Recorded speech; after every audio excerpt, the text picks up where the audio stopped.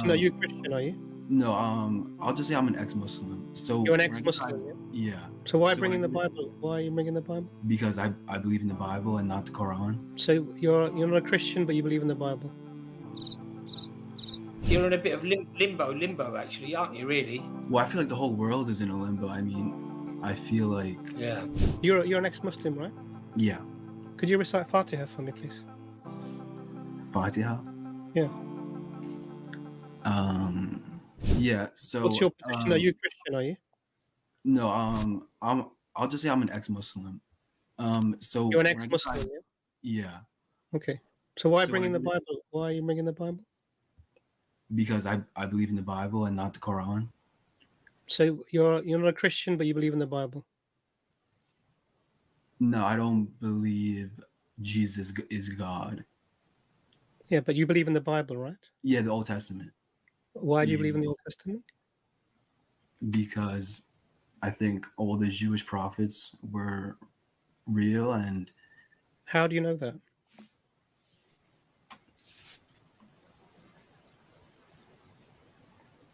I don't know. I mean, I'm just here for Isaiah 42. Yeah, but what the problem is that we're trying to understand you because we want to have a meaningful conversation. So first, you've made this claim about being a non-Muslim, an ex-Muslim. For me, when I see Muslims people who claim to have been Muslims, head towards the Bible, red flags go off for me. But that's fine. That's what you're saying. The problem here is that you're claiming that you're not a Christian, but you believe in the Old Testament. Well, I would claim Jewish, but I feel like for you to be Jewish, you have to be bloodline, right? Something like that. It's an ethnic identity, yeah. Yeah. So you couldn't be a Jew unless you, and in fact, you couldn't be a Jew. You could marry a woman who is Jewish, and then your children might be Jewish, but you wouldn't be Jewish. Yeah. No, it sounds like you're a bit. You're in a bit of limbo, actually, aren't you? Really? Well, I feel like the whole world is in a limbo. I mean, I feel like Muslims believe what they believe, Christians believe what they believe, but I feel like no one really knows if they're right. Why do you believe that? Because you're making claims about other people's positions. Or the only thing that you can say to me reasonably is that what you believe, that you've arrived at a position of uncertainty somehow. Mm-hmm. That's all you can say. You can't project that out into the minds of the world. I can understand for you the feelings might be that the world seems to be mixed up because you don't know where you are.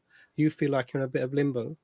But making that a general, I think if you look around the world, the vast majority of the people clearly know where they are. Where is the issues? Where are the issues? They're mainly in the West with postmodernism, where what you feel personally is truth, and that's the problem because you can believe anything and that could be true, and that's and without verification, without any sort of way of having any truth value assigned to something in an objective way, it's a recipe for disaster, and that's where the West find themselves.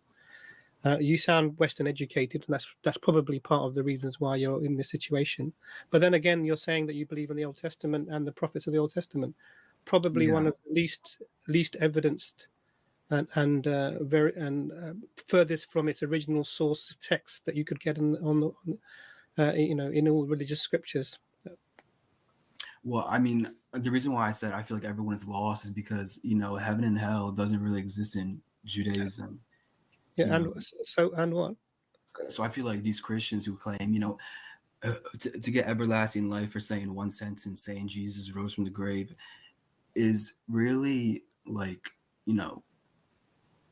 it's kind of like a joke.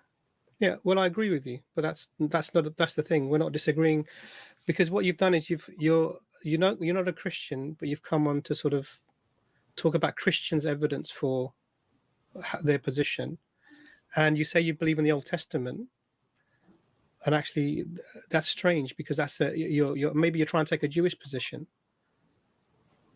But then that's the question you should be asking is, okay, how do you reconcile what the Jews believe about this? And then we can have that discussion. But it seems like that you don't know where you are. No, I know where I am. I believe all the prophets in the Old Testament were given divine inspiration, some more than others, and I feel like Jesus. Huh? Why do you? Well, because I feel like for Isaiah 53, I feel like it prophesizes Jesus' death and so accurately. So I feel like. So you believe in the death of Jesus? Yeah, the crucifixion. You believe in the and does it have any significance that for you? No, because in Isaiah 53 it says, you know, I think he will divide the spoil with the strong. He will divide the spoil with the strong. And how I understand that is, since all Jesus' disciples were martyred, They weren't. That's not true. Well, I think most of them besides John. What you're saying is that, because what you're doing is you're taking the Christian position whilst claiming to be a Jew who believes in the Old Testament. So the people that believe in the Old Testament, the Jews, they don't regard Isaiah 53 to be anything to do with Jesus, peace be upon him. Well, I didn't say I was Jewish. I just said. No, I didn't say that you were Jewish either. I said you're taking the Jewish position in that you believe in the Old Testament and the Old Testament. Yeah, but I also take the Christian position because I believe Jesus was a prophet, but I don't believe he was God himself. So I'm not picking up. How can he be both Jewish and Christian? How can he be believing in both Judaism and Christianity when they often contradict one another on fundamental doctrinal things? Well, I mean, because Jewish people, I think some of them don't believe Jesus was a prophet. You know, some of them just believe he was, you know, like an antichrist or something. As an archetype, they don't believe it. They reject Jesus, peace be upon him. They reject him. Yeah. So that means so anyone who would be, so there are sort of ways of tricking people by saying, yes, I'm a Messianic Jew. What that means is actually I'm a Christian from a Jewish background. Yeah. And they believe in Jesus, but actually Jews as a whole, they reject Jesus, peace be upon him, completely. Yeah. So can I talk about Isaiah 42 or no? You can, but the whole point is we're trying to understand you because you made loads of claims and they don't really follow, if I'm honest with you. So you said you're an ex-Muslim. You know, yes. What made you leave Islam? Well, a lot of, you know, things, but I would say the main one is, you know, where the dual Carnane wall is. It doesn't exist anywhere on earth. You're joking, right? No. So the reason I just want to understand. So the reason you left Islam is because there's a lot of reasons, but like the most. So yeah. I want the most. This is the thing that did it for you, right? Maybe, and like how people call Muhammad the ear, and they say a lot of the stories in the Quran are like, you know, fable stories. Huh? They call him the what, sorry? The ear. The what? The ear. What's the ear? I don't understand. No, that's what it says in the Quran. It says they call him the ear, Muhammad the ear. That means he likes to listen to stories and stuff. Where does it say that? Let me pull it up. You're an ex-Muslim, right? Yeah. Could you recite Fatiha for me, please? Fatiha? Yeah. I can, but I feel like if I do, it's like I'm a slave or something. No, why would you be a slave for reciting something in a text, reading it? And I don't believe in Allah either, so I feel like it would be a sin. You believe what would be a sin? To say Fatiha, because doesn't it praise Allah or something? What is the Fatiha? First, tell me that. The first surah. Yeah. So why can't you recite it? Because I feel like it praises Allah. It says, doesn't it say He's merciful and compassionate and stuff like that? Can you read it or not?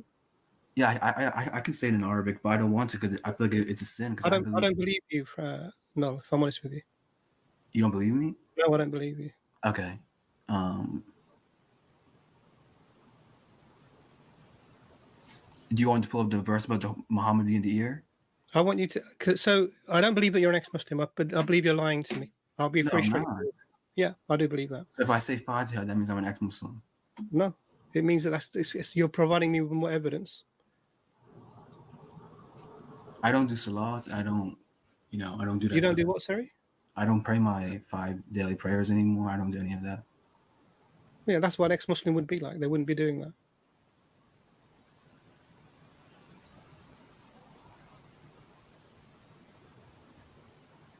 So you don't believe I'm an ex-Muslim then? No, I don't believe it. I think you're because everything that you've said has been inconsistent. Everything that you've said has been inconsistent. Do you understand? And now you made this. We're trying to understand you, but the point here is that everything that you're saying is not making sense. You're now essentially arguing for Christianity whilst at the same time claiming not to be a Christian. So I think you're a Christian who's pretending, really. That's what you come across like. You claim to follow the Jewish position, but you're arguing for the Christian position. So it's and you're arguing against the understanding of the Jews of all of these verses that you've put forward. None of this makes sense.